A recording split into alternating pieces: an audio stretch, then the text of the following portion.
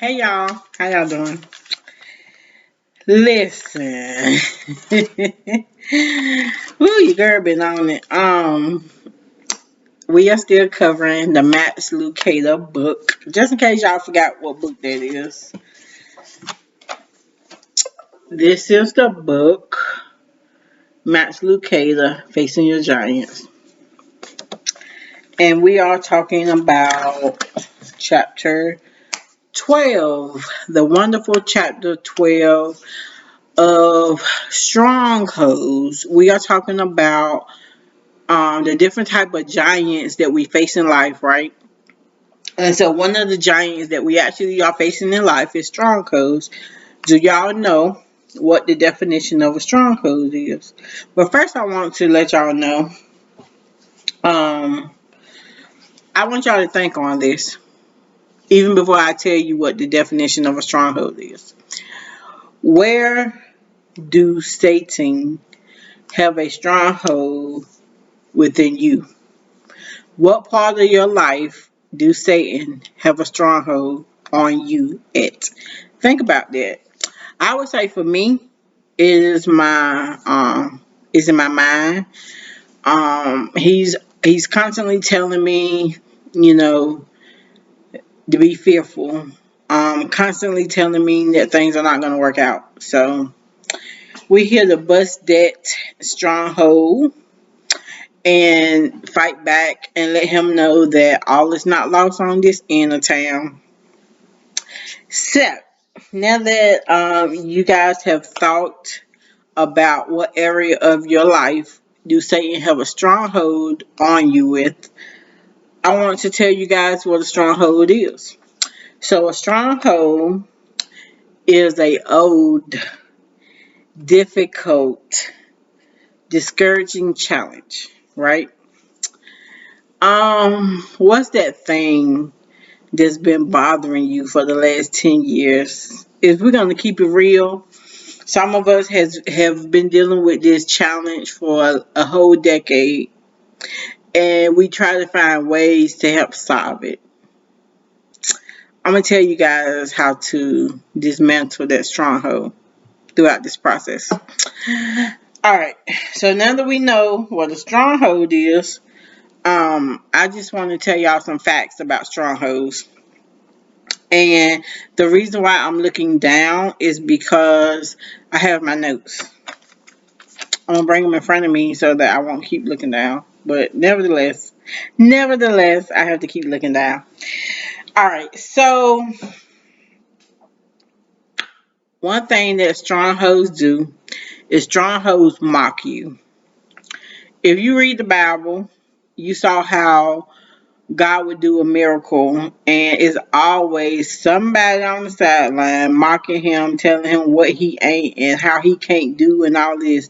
That's called mocking. Mocking is when someone they it's just people that don't want to see you win. You know, they always got something to say. Why it's not gonna happen. They're always telling you that you're too old for that. They're always telling you that that's not for you. You know, it's always that person that got something to say. And it's always negative. That's a mocker. So strongholds pretty much mock you, right? Alrighty. And then I'm just looking over my notes. So we know what a stronghold is. We know what they do, right? So now I'm gonna give y'all a couple of tips on how to defeat these strongholds. The first thing you need to do is to turn your ear to all those old voices, right? So it's like, you ain't gonna be nobody, you ain't nobody, you know, you're weak, you're frail, you're timid. You gotta close that ear and not listen to those voices. Those voices will put you in a place of discouragement. It will mess with your mind and get you to believing all those negative thoughts that they're telling you. So what you have to do You have to ignore those voices. Um, you cannot hold a conversation with your stronghold, especially if it's negativity. The voice is giving you negativity. You talking back to the voice with negativity. Well, I guess I am weak.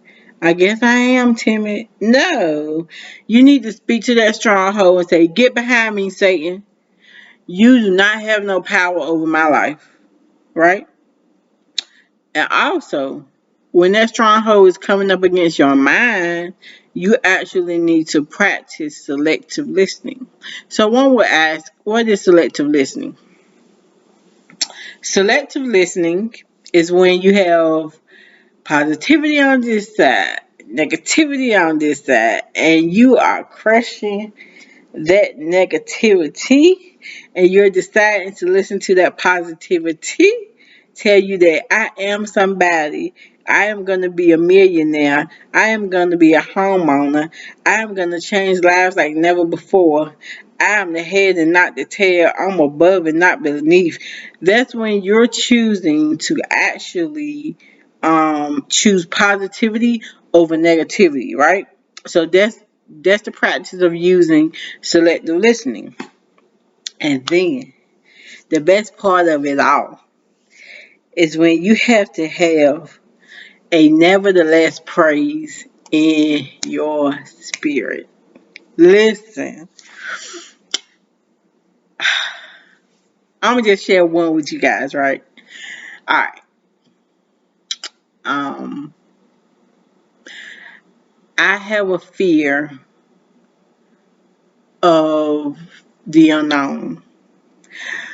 I gotta put that but in there, right? I have to say but. Nevertheless, God has given me the skills to fight this fear and bust it wide open, right?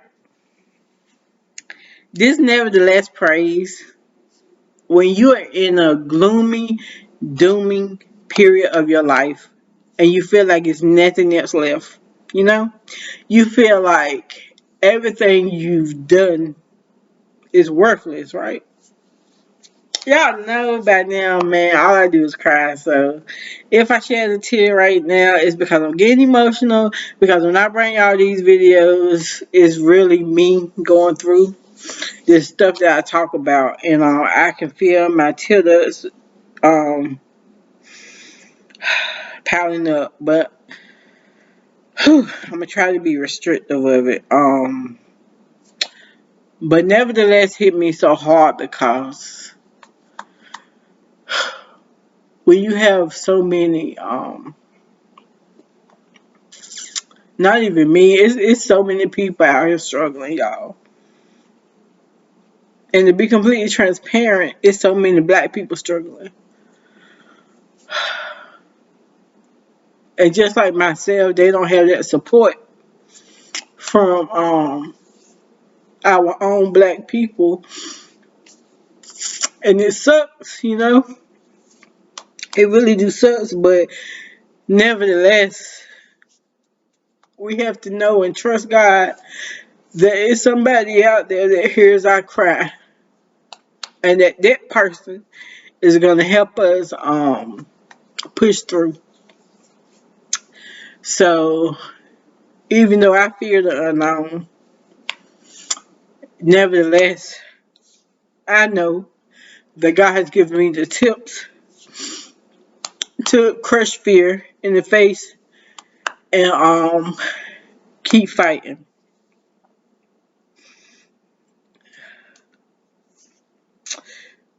So when you get in these places, y'all just listen to the voice of God.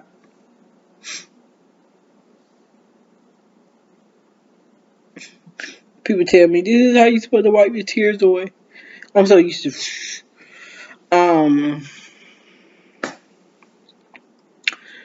whew, I just knew it was coming out because I felt them building up. But listen to the voice of God. You have to open your eyes to new choices. I'm getting all messed up. Wait. Get it together. Get it together. All right. You have to turn your ear to old voices, which means close your ear. And then you have to open your eyes to new choices. So turn your ear to old voices, open your eyes to new choices, right? Something that he talked about in the book was you have to do the unexpected to achieve the unimaginable. People aren't expecting you to go back to school and get that certificate. And then 6 months for you to be earning six figures. Again, you have to do the unexpected. They're not expecting you to go back to school to get that certificate, right? That's the unexpected part. You have to do the unexpected, which is going back to school to achieve the unimaginable. The unimaginable part is you earning that six-figure salary. So you have to do the unexpected to achieve the unimaginable. It's so many y'all, it's so many programs out here in 2022. And I'm in one right now, and we have to do a pitch in a couple of weeks. I know I'm going off topic. I just want to share this. It was a 12-week program, and who want to be a part of that? Who want to be in a 12-week program, right? But I wasn't even expecting to do a 12-week program, but I had to do the unexpected. So that in the end, God's willing, prayers crossed and everything, to get the unimaginable. The unimaginable is a whole bunch of resources that can help catapult my nonprofit up and start helping people like I really wanted to do. So I had to do what I myself was not expecting to receive the unimaginable. But I just wanted to tell y'all that when you feel stuck, I'm still stuck on the crying. But anywho, when you feel stuck with a stronghold, I want you to find another route. I want you to find a tunnel, is what he called it in the book. A tunnel and another route is another way. So if you, let me think of something. If you know that you're not good with finances and you know that you suck at budgeting, what you don't want to do is continually struggle with your finances. Because the question becomes, how can you come on top if you're constantly struggling with your finances, right? So if you think to yourself, you will find out that you need a plan, right? If you don't want to do a budget, you have to find another route. What can I do that I enjoy that can put me on that same path to get my finances right, but I can do it a different way. And that I just want to tell y'all about my program. And I got one more tip for you guys. I am in the process of creating a nonprofit. It's called Anointed Hand Ministries with an extra N. You can Google it on YouTube. I got a YouTube channel, but just recently starting to rebrand and all this other stuff in this 12-week process of this program. But what I want to share is in this program, we're going to be providing courses to the participants that I accept into the program. And through that program, I want my participants and clients to be able to go through the process of fixing their finances. I want them to really talk to a therapist and dig deep into what's causing them to struggle. And then from there, I want them to go out and find that six-figure salary. Listen, rent is high, taxes are going up. People need to stop renting and get them a house. And let's build this equity. What are you doing? So anyway, it's called a Blueprint program, and the Blueprint program is going to help push them and educate them to new heights of what they probably wouldn't have thought of 2 weeks ago or a month ago. And through throughout that program, it's going to be like surprises and everything throughout the program for them putting in time and stuff to come through the program. It's like sweat equity. Like when you build a house, you pretty much building time into this program, and because you're building time into this program, I don't want to sit up here and have you waste a month, 6 months, or a year into this program and not give anything back to you. So like that's something that's missing in other organizations, and I want this program to catapult. But the reason why I told y'all about this program is a lot of us fail for lack of knowledge and understanding, right? If we don't have anybody out here trying to teach us, people can give all day long, but what can people be a part of that's going to help change and shift their mindset? You can sit up here and actually pay for these programs, and you can make $1 million. But if you don't have the education, if you don't have the education behind how you need to handle that $1 million, waste it, right? You're gonna go waste it. You never had $1 million before, Like what are you about to do with $1 million? You got into this program, you did the work, and it was true. It made me a millionaire, but what plans are you taking with the $1 million that you just made? What's out there to help you with that? Probably nothing. But that's the whole point of Anointed Hand Ministries, is to take people from poverty to stability. And if y'all want to be a part of it, I'm going to be doing a pre-test of the program. Just some short introductory things into what I have to offer. I'm going to link, I know I be saying this all the time, but I'm going to link the program, well, the website and the YouTube channel for Anointed Hand Ministries in the description one day. But just in case it don't get there no time soon, it's called Anointed Hands and Ministries, and it's ANNOINTED,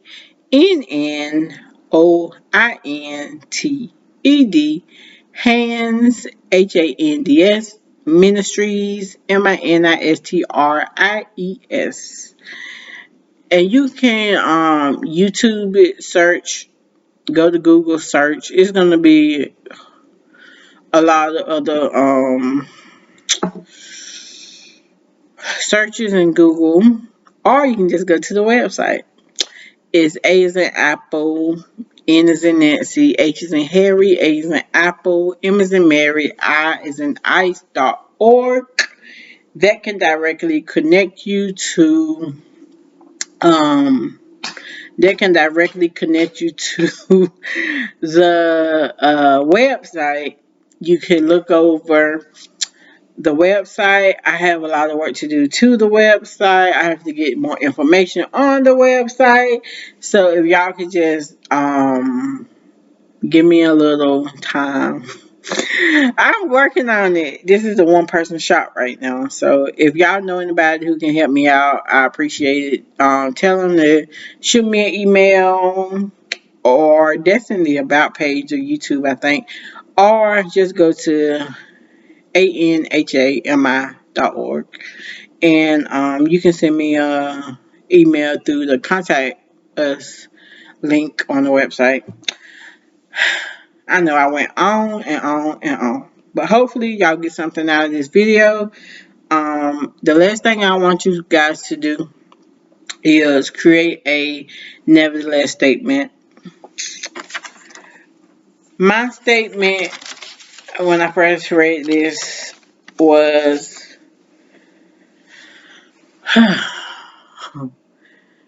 I am in fear mode, but nevertheless I will come out. That was my nevertheless statement. You have to trust it, you have to believe it, you have to walk in it. I'm going to get off this before it hit 20 minutes, and I'll talk to y'all later. Be sure to like, Like, comment, share, and subscribe. All right, bye.